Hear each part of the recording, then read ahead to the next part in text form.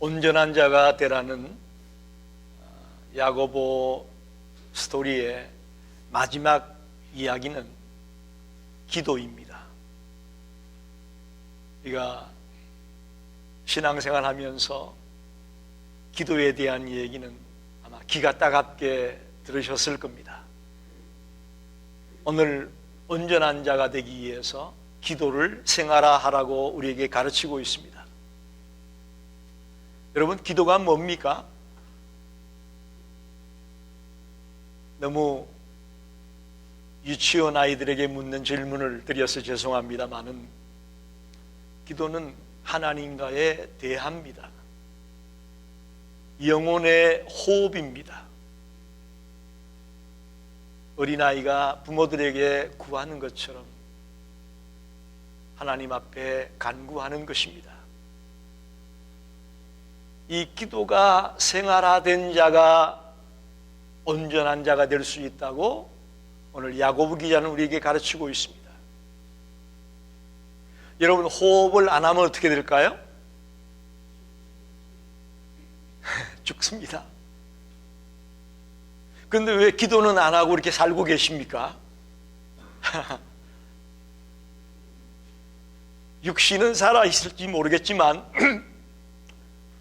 우리의 영혼은 그만큼 지금 병들어가고 있고 죽어가고 있다는 이야기입니다. 성도들이 기도 안 해도 별일 없더라, 기도 안 해도 별 이상이 없더라 라고 생각하며 기도하지 않고 생활해 가는 것을 대수롭지 않게 생각합니다. 그러나 여러분, 이거 굉장히 중요한 이야기입니다. 호흡이에요. 인간은 영과 육으로 지어졌다고 말하지 않습니까? 우리의 육신이 호흡을 해야 살아가듯이 우리의 영혼도 호흡을 해야 살아가는데 그 호흡이 기도라는 거예요. 반대로 얘기하면 기도를 생활하지 않았다는 이야기는 지금 내가 영적으로 병들어 있고 죽어가고 있다는 얘기와 같습니다. 오늘 이 말씀을 통해 우리 시카고 열린교회 모든 성도들이 영혼의 호흡을 회복하게 되기를 바랍니다. 영적으로 숨을 쉬는 자가 되셔서 건강한 모습으로 회복되기를 바랍니다. 오늘 본문을 읽어보면 기도에 대한 기도라는 말이 7번이나 기록되고 있습니다. 고난당할 때 기도해라, 병들었을 때 기도해라, 믿음의 기도는 병든 자를 구원한다, 서로 이해하여 기도하라, 의인의 기도는 역사하는 힘이 크다. 또 엘리야의 기도를 이야기하면서 엘리야가 간절히 기도했을 때에 하나님의 역사가 일어났다. 기도라는 말이 7번이나 계속 나오고 있습니다. 그래서 우리는 본문 속에서 기도의 사람이 되자, 기도의 사람이 되자.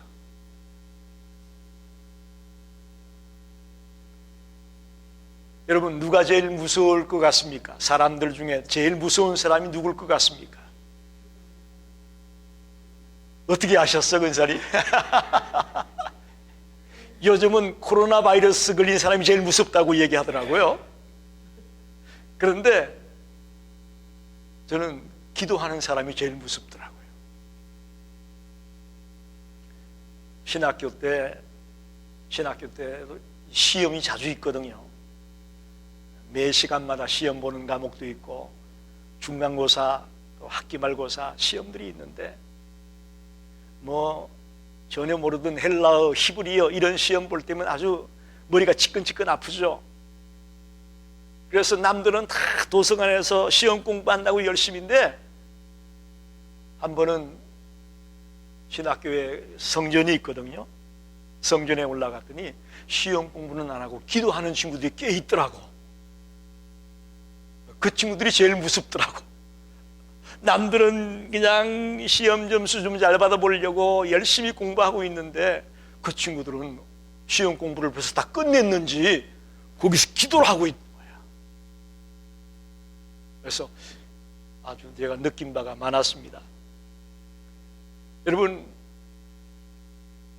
기도의 생활화, 오늘 그 문제를 다루면서 첫째로 고난당할 때는 기도하고 또 즐거울 때는 찬송하라, 그런 말씀이 오늘 13절에 나오죠. 고난당할 때는 기도하고 즐거울 때는 찬송해라. 이거 생활 속에서의 기도를 우리에게 가르쳐 주는 겁니다. 기도의 생활화를 가르쳐 주는 겁니다. 이거 너무 당연한 얘기 아니냐? 고난당할 때 기도하는 거고 슬플 때, 즐거울 때 찬송하는 거 너무 당연한 얘기 아니냐? 당연합니까, 여러분? 그렇게 하고 있습니까? 고난당하면 기도가 나갑니까? 불평이 나갑니까? 솔직하게 한번 얘기해 봅시다. 고난당할 때 기도하기보다는 불평이 나가고 원망이 나갈 때 얼마나 많습니까? 당연한 게 아니죠. 즐거울 때에 찬송한다. 여러분, 즐거울 때 어떻게 됩니까? 찬송합니까?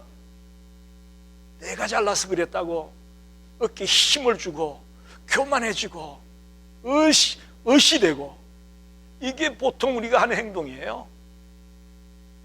너무 당연한 얘기를 성경이 하고 있느냐, 하고 있지 않느냐, 그렇게 생각하지 마십시오. 당연하지가 않아요. 고난당하면 막 원망이 나가고 불평이 나가고 짜증이 나가고 기도는 안 하고 말입니다. 즐거워지면 자기가 잘나서 자기가 열심히 노력해서 또 자기가 머리가 좋아가지고 성공했다고 잘됐다고 자기를 드러내기 좋아하지, 하나님을 찬송하는 일 하지 않는다는 거예요. 시편이 모두 150편으로 되어 있는데 그 중에 75편을 다윗이 썼습니다. 이 다윗의 시를 읽어보면 전부 다 기도예요. 이 이야기는 다윗의 삶은 기도의 삶이었다. 저는 그렇게 보고 싶어요. 다윗의 삶은 기도의 삶이었다. 자, 사울에게 쫓겨다니면서 죽을 고비를 넘길 때마다 그는 기도했습니다. 또 밧세바와 우리아의 사건 이후에도 그는 통해 자복하며 기도했습니다. 자기 아들 압살롬이 쿠데타를 이렇게 쫓겨나가면서도 그는 하나님 앞에 간절히 기도하는 모습을 볼 수가 있습니다. 다윗의 일생은 기도의 삶이었습니다.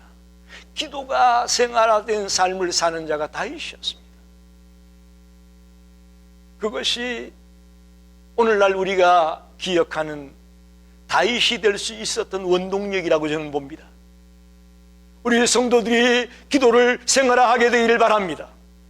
특별한 날만 기도하는 거 아니에요. 우드필드 몰에 가면 제이시펜이라는 백화점이 있죠.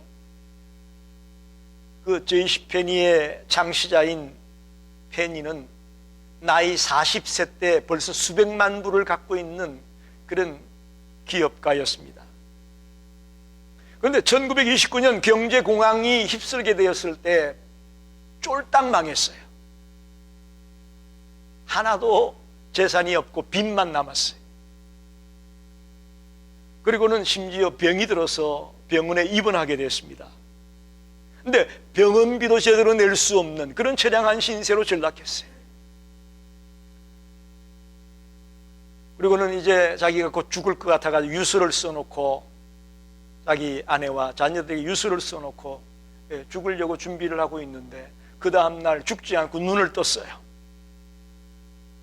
그런데 병원에 기도실이 대부분 있지 않습니까? 종합병원에 가면 예배드리는 처소, 기도 처소가 있죠. 거기서 찬송 소리가 들려오는 거예요. 눈을 떴는데. 그리고는 이 페니가 그 찬송 소리가 나는 데로 갔어요. 그러고 보니 조그만 예배실이 있는데 거기서 페니가 이렇게 기도합니다. 주님, 내 능력으로는 도저히 어찌할 수가 없습니다. 주님 도와주세요. 주님 도와주지 않으면 나 죽어요. 이게 페니의 기도였어요. 내 능력으로는 도저히 아무것도 할 수가 없습니다. 나 이제 곧 죽게 생겼어요. 그 기도를 마치고 났더니 마음속 깊은 곳에서 용기가 생기고 희망이 생기고 아주 주님께서 함께 한다는 확신이 페니의 마음속에서 강하게 일어났어요. 강하게 일어났어요. 그리고는 그가 병에서 고침을 받고 다시 재기해서 훌륭한 사업가로 그의 삶을 마치게 되고, 또 정말 장수의 복을 누리는 그런 축복을 그가 누렸습니다. 여러분, 기도의 삶이 생활화되어지는 자, 그들이 바로 신앙인입니다. 기도를 생활하지 않으면서 나 신앙인이다, 저 말이 안 맞습니다. 앞뒤가 안 맞아요. 모세, 그는 기도의 사람입니다. 미디안 족속과의 전쟁을 할 때에 산 꼭대기에 올라가서 두 손을 높이 들고 있으면 이스라엘의 병사들이 이기고, 손이 내려오면 이스라엘 병사들이 집니다. 그때 아론과 훌이 옆에서 손을 높이 붙잡아서 하루 종일 손이 내려오지 않게 되어지면서 적들을 물리쳤던 이야기를 여러분 기억하시잖아요. 모세요, 기도의 사람이었어요. 야곱이요, 형 에스를 만나기 전에 야복 나루토에서 그는 밤이 맞도록 기도하지 않습니까? 심지어 주의 사자가 한도뼈를 내리쳤는데 그럼에도 불구하고 끝까지 놓지 아니하고 그와 실험에서 이겼다라고 기록이 되어져 있습니다. 야곱이요, 그냥 야곱이 된 거 아닙니다. 그는 기도의 사람이었기에 가능했습니다. 다니엘의 그 세 친구를 여러분 기억하십니까? 사드락, 메삭, 아벳느고가 용광로 불 앞에서 정말 주님만을 의지하며 기도하는 심정으로 그 위기의 순간을 이겨냈던 것을 여러분 기억하십니까? 요나는 물고기 뱃속에서 기도했다고 성경이 기록하고 있습니다. 여러분, 기도하지 못할 곳은 없습니다. 우리의 삶의 환경 가운데 기도하지 못할 곳은 없습니다. 바울과 실라는 빌립보의 감옥에서 정말 밤중에 기도하며 찬양할 때에 옥트가 흔들리고 옥문이 열려지고 창고가 풀어지는 기적이 일어나지 않았습니까? 창세기부터 계시록까지 성경을 읽어보면 이렇게 놀라운 기도의 사람들의 얘기가 생생하게 정언되고 있습니다.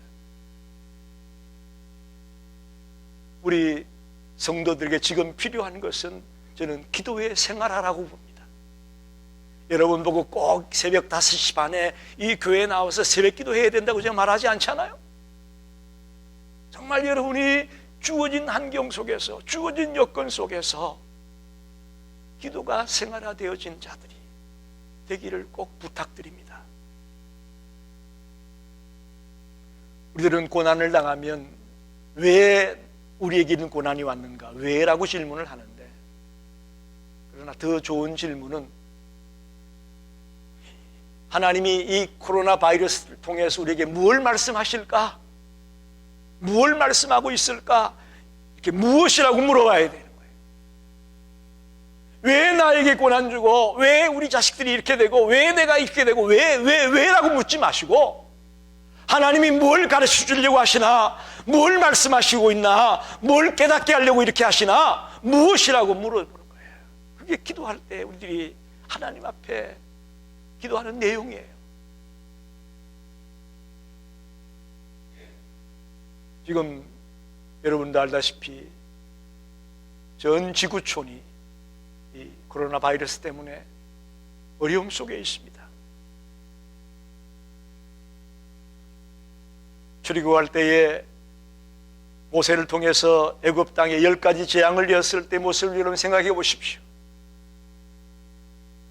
악질이나 독종 같은 것들을 내었을 때 그 수많은 백성들이 죽어가는 모습들을 여러분 생각해 보십시오. 이 바이러스가 평화롭던 지구를 한순간에 위기로 몰아넣는 모습을 바라보면서 분명히 이 속에 하나님의 메시지가 있다고 저는 믿습니다. 분명히 하나님의 메시지가 있습니다. 저와 여러분이 이번 기회를 통해 다시 한번 주님을 의지하고 주님께 매달리는 그런 계기가 되기를 바랍니다.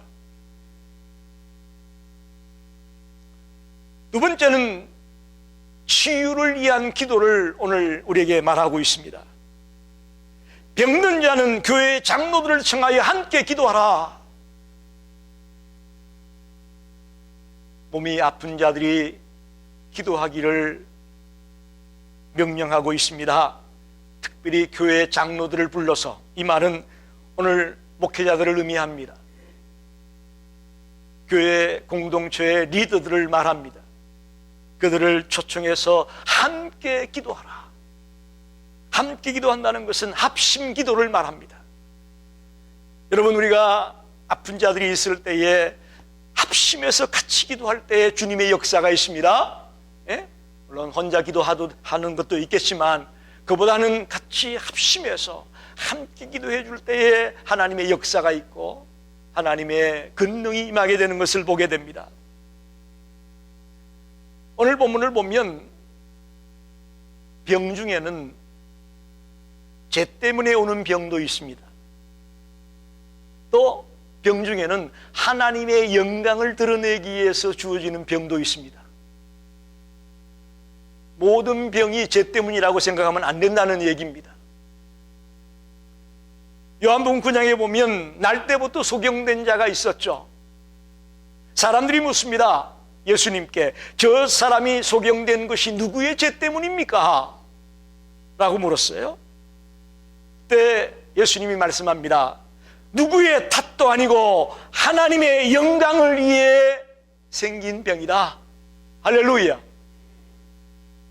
때때로 우리의 질병이 그 질병으로 인해서 하나님 앞에 영광을 돌리는 기회가 될 수도 있다는 것을 가르치고 있습니다. 오늘 본문에 보면 14절에 죄 때문에 병든 자를 말합니다. 이 너희 중에 병든 자가 있느냐? 저는 교회 장로들을 청할 것이요. 여기서 말하는 이 병든 자는 죄 때문에 생긴 병자였음을 보게 됩니다. 그럴 때에 16절에 너희 죄를 서로 고백하며 병이 낫기 위하여 서로 기도하라. 죄를 고백하며 병이 낫기를 위해 서로 기도하라고 가르치고 있습니다. 죄 때문에 생긴 병일 경우에는 철저하게 죄를 자백하며 돌아올 때에 그 병이 치유받는다는 이야기를 하고 있습니다. 또 마가복음 2장에 중풍병자가 내 친구들이 그를 끌고 지붕으로 달아내려서 예수 앞에 데려가지 않습니까? 그랬을 때 예수님이 뭐라고 얘기합니까? 내 죄가 사함을 받았다. 너 병이 나섰다, 중풍병이 나섰다, 그 말을 먼저 하는 게 아니고 내 죄가 사함을 받았다 라고 얘기하지 않습니까? 이것도 죄 때문에 온 질병을 우리에게 가르치고 있다고 봅니다. 과연 죄 때문에 온 병이냐 아니면 하나님의 영광을 위하여서 온 병이냐를 구분할 줄 알아야 됩니다. 중요한 것은 오늘 병든 자를 위해 기도하는데 기름을 바르면서 기도하라고 한다는 사실입니다. 기름을 바르면서 기도하라. 저희가 아는 어떤 분이 아이가 옥상에서 놀다가 떨어졌어요. 그럼 어떻게 해야 돼요? 아이가 옥상에서 놀다가 떨어졌어. 붙들고 빨리 어디로 뛰어가야 되는 게 정상이요? 911을 부르든지, 그죠? 붙들고 빨리 가까운 병원에 뛰어가는 게 정상 아닙니까? 그런데 그 어머니는 아이를 붙들고 교회로 갔어요. 그리고 아이를 십자가 밑에 놓고 정말 살려달라고 기도했어요. 그랬더니 아이가 아무런 탈이 없이 멀쩡하게 일어났어요. 아멘이죠. 물론 이것도 하나의 방법이 될지 모르겠지만 중요한 것은 기름을 바르면서 기도한다. 기름이라는 것은 일종의 그 당시의 의약품입니다. 즉 일반 은총으로 주어진 하나님의 의사와 약품을 통한 치료를 받아가면서 기도하는 것을 가르치고 있습니다. 그래서 그 아이가 기도해서 말짱해졌다고 얘기하니까 빨리 식구 중에 누구가 빨리 병원에 데려가서 진찰해라, 엑스레이도 찍어보고 머리에 이상이 있는지 없는지 빨리 검사해보라고 해서 나중에 병원에 가서 다 진찰을 받았는데 이상이 없다고 했습니다. 여러분, 우리가 맹목적으로 어떤 어려움이 있으면 무조건 기도만 하면 된다 라고 고집 피우는 것도 문제가 있습니다. 일반 은총, 그러니까 특별 은총만 우리에게 주는 것이 아니고 일반 은총도 하나님 우리에게 다 주셨음을 믿습니다. 그것이 과학 문명이라든지 또 의술의 발달이라든지 약품의 개발이라든지 이런 것들은 하나님이 일반 은총으로 우리에게 다 주신 거예요. 기도하면서 아울러 그런 치료를 받아가면서 달려나가는 것이 결코 잘못된 것이 아니라는 것을 기억하십시오. 조금 좀 강신적인 신앙에 가까운 그런 분들은 아플 때 병원에 간다 그러면 이상하게 보잖아요. 아, 기도해야지 무슨 병원을 가냐고. 굉장히 위험을 초래할 수 있음을 여러분 기억하셔야 됩니다. 그래서 여기 기름을 바르면서 기도했다라는 말의 의미가 우리에게 주는 교훈이 굉장히 큽니다. 그래서 세상의 치료 방법이나 의술을 무시한 채 기도만 하면 된다, 그것을 오늘 성경이 가르치는 것이 아닙니다. 기도도 하고 아울러 세상에서 주어지고 있는 여러 가지 일반 은총의 치료 방법들도 동원하면서 같이 기도해 나갈 때에 하나님의 응답이 있고 하나님의 역사가 있음을 가르치고 있습니다. 우리 성도들이 육신이 아플 때에 병원에 가서 진찰도 받고 치료도 하는 것 중요합니다. 그러나 아울러 그 의사를 움직이고 우리의 생명을 붙들고 일으키는 분은 하나님이심을 믿습니다. 그걸 절대로 놓쳐서는 안 됩니다. 또 세상의 치료 방법을 받으라고 얘기하니까 문제는 뭐예요? 하나님은 또 잊어버려. 하나님은 또 외면하고 거기에만 맹신하는 자들이 있다라는 거예요. 그거 아닙니다. 우선은 하나님 앞에 맡기고 기도하는 것이 더 우선이고, 그러면서 일반 은총의 의술들을 통한 치료도 겸할 때에 더 놀라운 하나님의 은혜가, 하나님의 치유의 역사가 우리에게 임할 것을 믿습니다. 세 번째는 엘리야의 기도가 오늘 예로 나와 있습니다. 엘리야의 기도. 17절에 보니까 엘리야는 우리와 성정이 같은 사람이로되 그랬어요. 여러분, 엘리야 기억하시죠? 어떤 일을 했습니까?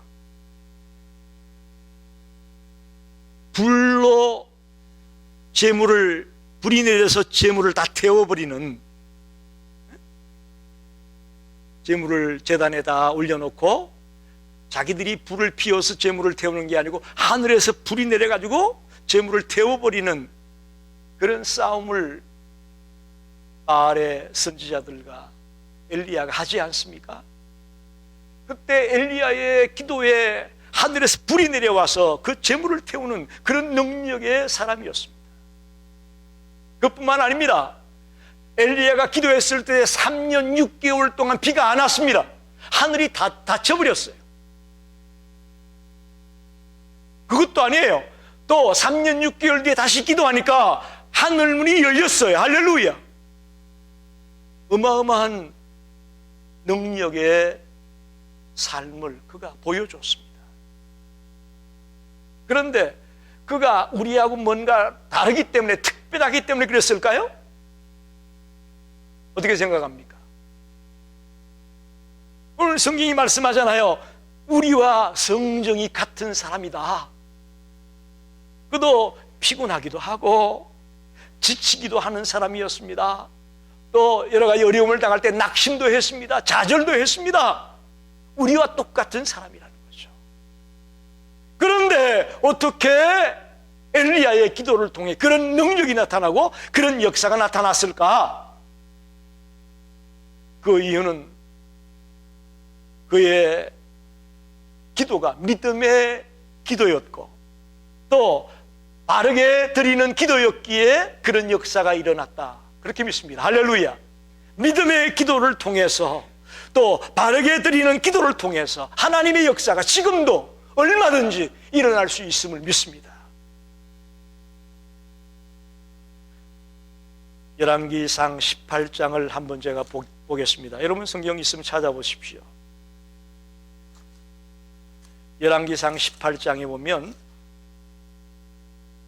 엘리야의 기도를 엿볼 수가 있습니다. 30절에 이렇게 말합니다. 엘리야가 모든 백성을 향하여 이르되 내게로 가까이 오라. 백성이 다 그에게 가까이 가매 그가 무너진 여호와의 제단을 수축했다. 제일 먼저 무너진 여호와의 제단을 수축했다라는 말이 나옵니다. 이건 하나님과의 바른 관계를 정립해야 된다는 것을 말하는 것이죠. 32절에 그가 여호와의 이름을 의지하여 그 돌로 제단을 쌓고 여호와의 이름을 의지했다. 여러분 우리가 기도 누구에게 하는 거예요? 분명한 기도의 대상이 있습니다. 소리만 지른다고 되는 게 아니에요. 분명한 기도의 대상에게 아뢰고 간구할 때에 응답이 있는 거예요. 그래서 여호와의 이름을 의지하여 나아갔음을 보게 됩니다. 36절에 저녁 소제 드릴 때에 그랬어요. 저녁 소제 드릴 때에 기도의 시간을 정해놓고 기도했음을 보게 됩니다. 저와 여러분이 아무리 바빠도 기도의 시간을 정해놓고 기도할 때에 하나님의 응답이 있고 하나님의 역사가 있습니다. 다른 시간 다 빼놓고 짜투리 시간만 가지고 기도하려고 하지 마시고 먼저 좋은 시간을 기도 시간으로 정해놓으세요. 할렐루야. 그래야 기도가 됩니다. 우리는 내 마음대로 시간 다 쓰고 시간이 남아야 그때 조금 기도해 보려고 하니까 안 되는 거예요. 딱 시간을 정하세요. 그리고 36절 하반에 보니까 내가 주의 말씀대로 이 모든 일을 행하는 것을 오늘 알게 하옵소서. 불로 응답이 되는데 이게 내 능력으로 되는 게 아니고 하나님의 능력으로 되는 것임을 알게 해달라. 그런 기도를 하고 있는 거예요. 여러분 우리의 기도가 하나님께 영광을 돌리는 기도가 되기 원합니다. 하나님을 드러내는 기도가 되길 바랍니다. 나를 드러내고 나를 자랑하는 기도가 되면 안 됩니다.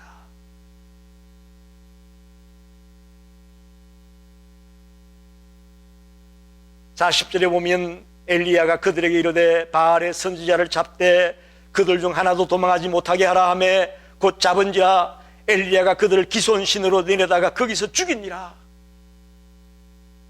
이제 불로 응답하는 역사가 일어난 이후에 바알의 선지자를 기손 시냇가로 데려가서 다 죽였다고 되어 있습니다. 이건 무슨 얘기냐? 하나님과의 교제를 방해하고 가로막는 것들을 제거하라는 이야기입니다. 우리가 기도하고 말씀을 가까이 하는 것을 가로막는 것들이 있다면 바로 제거해 나가야 됩니다. 그래야만 우리의 기도가 계속될 수가 있고 우리의 기도가 살아있을 수 있음을 믿습니다. 방해물을 제거하지 않고서는 우리가 이겨낼 수가 없습니다. 방해물을 철저하게 제거해야 됩니다. 여러분을 기도하지 못하게 하는 요소가 뭡니까? 여러분을 말씀 보지 못하게 하는 방해꾼이 뭡니까? 그것이 있다면 분명히 제거를 해야 됩니다. 그래야만 우리가 주님과의 깊은 교제의 자리에 들어갈 수 있다는 것을 기억하십시오. 42절에 보면 땅에 꿇어 엎드려 그의 얼굴을 무릎 사이에 넣고 기도하는데, 땅에 꿇어 엎드려서 자기 얼굴을 무릎과 무릎 사이에 집어넣고 기도하고 있는 모습을 여러분 상상해 보세요. 어떻게 기도하고 있는가? 엘리야가 정말 겸손한 모습으로 정말 주님 앞에 최선을 다해 매달리는 그런 모습을 우리가 연상할 수가 있습니다. 우리가 주님 앞에 기도할 때는 항상 겸손한 모습으로 나아가 기도하게 되기를 바랍니다. 절대로 교만한 모습으로 주님 앞에 나아가서는 안 될 것입니다. 마지막으로 43절에 보니까 그의 사안에게 이르되 올라가 바다 쪽을 바라보라. 그가 올라가 바라보고 말하되 아무것도 없나이다. 이르되 7번까지 다시 가라. 여러분, 기도에도 아무런 변화가 없어요. 그럼 우리 보통 어떻게 하죠? 포기하잖아요. 기도 안 하게 되잖아요. 그런데 엘리야는 분명히 될 것을 믿고 기도하고 있습니다. 할렐루야. 이게 우리와 다른 거예요. 기도에도 아무런 구름 조각도 보이지 않는데 또 기도합니다. 또 사안을 보냅니다. 또 사안을 보냅니다. 7번째 사안이 저 멀리 손바닥만한 구름이 생겼다고 얘기합니다. 이게 바로 믿음의 기도를 말합니다. 오늘 크리스찬들이 왜 엘리야 같은 그런 권능의 삶을 살지 못하느냐? 우리의 기도가 믿음의 기도가 못 되기 때문이에요. 그저 의무적으로 습관적으로 하는 기도로 끝나고 하나님이 역사하고 있는지, 하나님이 간섭해 주고 있는지 그런 게 관심도 없이 기도하고 있기 때문에 기도에 역사가 없는 거예요. 여러분, 오늘 엘리야의 기도를 통해서 저와 여러분이 엘리야와 같은 권능의 기도를 체험하게 되시기를 바랍니다. 믿음의 기도는 하늘문을 닫기도 하고 하늘문을 열기도 합니다. 할렐루야. 믿음의 기도가 이런 역사를 가져오는 거예요. 마지막으로 19절로 20절에 보면 타락한 자들을 위해 기도하라고 말하고 있습니다. 타락한 자들을 위해 기도하라. 내 형제들아, 너희 중에 미혹되어 진리를 떠난 자를 누가 돌아서게 하면 너희가 알 것은 죄인을 미혹된 길에서 돌아서게 하는 자가 그의 영혼을 사망에서 구원할 것이며. 여러분, 우리는 우리의 고난을 위해, 우리의 질병을 위해, 우리의 자식들을 위해서만 기도할 것이 아니고 우리 주변에 타락한 자들을, 믿다가 실족한 자들을 돌아오게 하는 일을 위해 기도하라고 말하고 있습니다.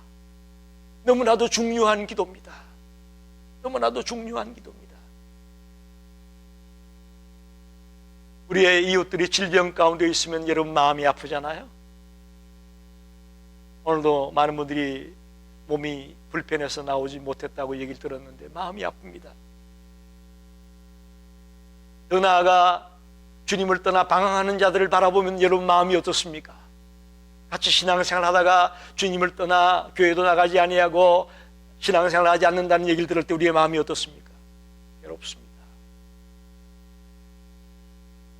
그래서 야고보 기자가 마지막으로 오늘 우리에게 권면하는 말이 그런 자들을 돌아오게 해라.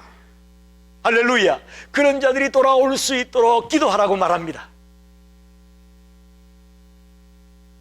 여러분, 하나님은 우리 자녀들의 기도를 귀를 기울여 듣고 있음을 믿습니다. 하나님 주무시지 않아요. 하나님 우리 기도를 못 듣는 거 아니에요. 지금도 아주 귀를 쫑긋이 세우고 우리의 기도에 귀를 기울이고 있습니다. 누가복음 22장 32절에 보면 예수님이 시몬 베드로에게 이렇게 말합니다. 시몬아, 시몬아, 보라, 사탄이 너희를 밀가부로 하려고 요구하였으나 그러나 내가 너를 위하여 내 믿음이 떨어지지 않기를 기도하였다. 예수님이 베드로를 위해 기도했다는 거예요.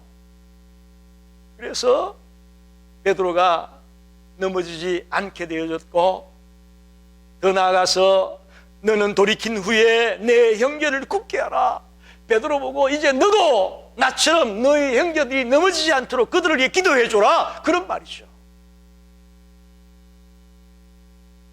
우리가 이만큼 지금 살고 있는 거요, 주님께서 우리 배후에서 기도하기 때문에 그런 거예요. 우리가 잘나고 똑똑해서 이렇게 지금 살고 있는 게 아니고요, 배후에서 주님께서 우리를 위해 기도하고 있기 때문에 이렇게 살고 있다는 거예요. 로마서 8장 26절에 이와 같이 성령도 우리의 연약함을 도우시나니 우리는 마땅히 기도할 바를 알지 못하나 오직 성령이 말할 수 없는 탄식으로 우리를 위하여 친히 간구하고 있다. 할렐루야. 우리는 우리가 뭘 기도해야 될지도 모르는데 성령께서 친히 우리를 위해서 탄식하며 간구하고 있다고 말합니다. 그 주님의 기도 때문에 오늘 우리가 있는 겁니다. 그렇다면 우리 주변에 실족하고 넘어지고 주님께서 멀어진 자들을 외면해서는 안 되지 않겠습니까? 그들이 돌아올 수 있도록 우리가 합심해서 기도해 나갈 때에 그들이 다시금 돌아와 주님을 만나게 되고 주님을 찬양하게 되는 그런 순간이 오게 될 것을 믿습니다. 결론을 맺습니다. 신앙생활이 뭐냐고 저에게 묻는다면 기도생활이라고 말하고 싶습니다. 신앙생활은 기도생활이에요. 기도하지 못한다면 지금 신앙생활 못하고 있는 겁니다. 기도하는 자는 주님 앞에서 자기를 바라보기 때문에 자기를 죽이게 됩니다. 기도를 하면 할수록 자기가 죽게 되어 있습니다. 자기를 죽이다 보면 온전한 자가 되어지고 성숙한 자가 되어지는 겁니다. 그리고 인격적으로 성숙한 크리스찬이 되어질 것을 믿습니다. 그걸 우리는 예수 닮은 자라고 말하죠. 작은 예수라고 말하죠. 기도할 때에 작은 예수가 될 수 있고 기도할 때에 예수 닮은 자가 될 수 있습니다. 우리 모두가 인격적으로 성숙한 크리스찬이 되어져서 이 어두운 세상을 변화시켜 나가는 하나님의 사람이 다 되시기를 간절히 축원합니다. 기도하겠습니다.